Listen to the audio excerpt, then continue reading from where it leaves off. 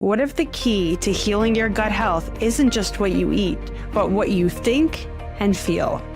We are finally catching up to what ancient wisdom has known for a long time. Your mind has the power to influence your physical being and your total state of health. You don't need a retreat to practice mindfulness. You just need to know that your body is enough.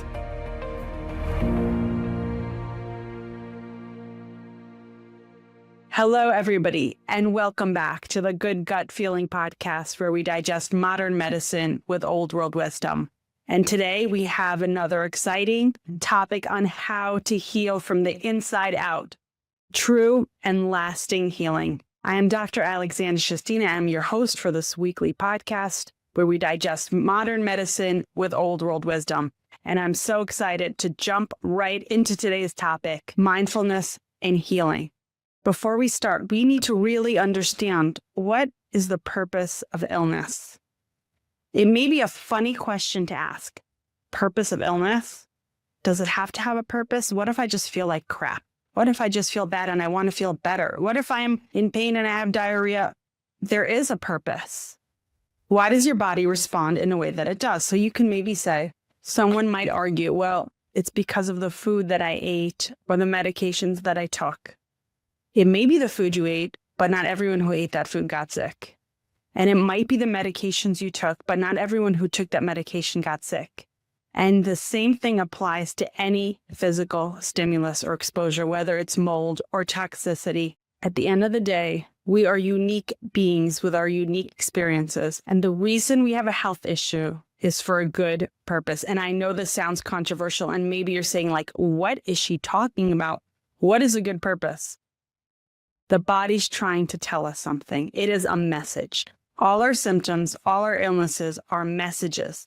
And the messages are always something much deeper than just fixing the symptoms. And yes, in the conventional Western model, we put Band-Aids. We give medications to make someone feel good. And there is a role for it for acute life-saving emergencies. But in the functional medicine world, we do actually something very similar. We use natural products, we use supplements, and we still have that pill for an ill mindset. And that is not the purpose of illness, and that is not the purpose of healing that illness. And I'm going to give you an example. I have a patient who has very severe Crohn's disease, and her medications are not working for her, and she does not want to stay on them, and she does not want to change to an experimental medication. She is done. But despite the fact that she has been heavily medicated, she feels awful with diarrhea and pain and weight loss and low energy. And she came to me really with the purpose of another solution. But when I spoke to her, I got to know the fact that she really is not happy. And not only because of the illness, but because she's not satisfied in her marriage, and she's not satisfied with her job, and she's not satisfied with her whole well-being. And when we started our process together of helping her heal from the inside out, she started feeling better physically. But she didn't only start to feel better physically. She started to feel better emotionally. And she started recognizing that she needs to find her purpose. And she started seeing all the things that she was struggling with that she didn't even know were causing her much more pain than her physical symptoms. And now we're still in the process, but now she's so happy that she went in this direction. And in the beginning of our treatment, I asked her, would you be happy if your bowels were working great and you had no diarrhea and you had no pain and your Crohn's was completely in remission forever? Would you be happy if you continued your life exactly the same way? And she said no. And now we are in a process of healing, of real healing in terms of healing her gut. But not only healing her gut, healing her life, giving her a sense of purpose, giving her a sense of joy. And she's so grateful for this experience that she had, for the Crohn's, for the diarrhea, because those symptoms led her to a path of truly healing her life. So what was the purpose of her illness? The purpose of her illness was to take her to the root cause, which was all the things related with mindfulness and the emotional pain that she went through. Now we can understand There is a greater purpose for illness and for disease. If you've ever felt like you're doing everything right with your physical health, but you're still not getting better. And this also applies to you if you did feel better physically, but it didn't last, and it went back to where it was, or other things popped up. You may ask yourself, okay, well, this is really nice, and this is a nice idea that my illness has a purpose, but how can I use these tools to heal myself? Because I have been meditating and I have been doing breath work and I'm sleeping more than enough and I'm doing all the stuff. And I have a really great morning routine and I work out regularly and I do yoga and I stretch and I lift weights and I swim. I have done it all and it still hasn't worked. How can we explain that? Because it's not about the stuff. It's not about meditating for an hour a day or 15 minutes a day or all day or going on a retreat. It is about elevating yourself to a place where that disease does not exist. So if we are in a state of sadness, or even worse, if we're in a state of guilt or shame, which are some of the lowest frequency emotions, we attract other things that are also low frequency. And when we elevate above that, we attract things that are higher frequency. So if we're in a state of happiness, of joy, or of love, and ultimately peace and enlightenment, then we attract high frequency level things, which is not disease and illness. So it can be years of work, or it can happen in a moment. And there's no formula that if you do an hour of meditation and you do 5 minutes of breath work and you do an hour of exercise that you will get there. It could be in a moment and it could be in a lifetime. The truth is we can achieve that in a moment if we are able to look inside honestly and truthfully and see what the issue is. And sometimes it hurts because in that process, there's no one to blame and it's no one's fault and it's not my fault and it's not anyone else's fault either. It is something that is given to me as a gift to heal. If I can recognize where I'm coming from and elevate that process, then I can truly elevate myself beyond the emotional and the physical pain through mindfulness. And I know speaking about this sounds a little unconventional for a doctor, and it may be a little bit woo-woo and a little bit spiritual-esque, but the truth is, that's only because we have been programmed to believe that our health comes from physicality.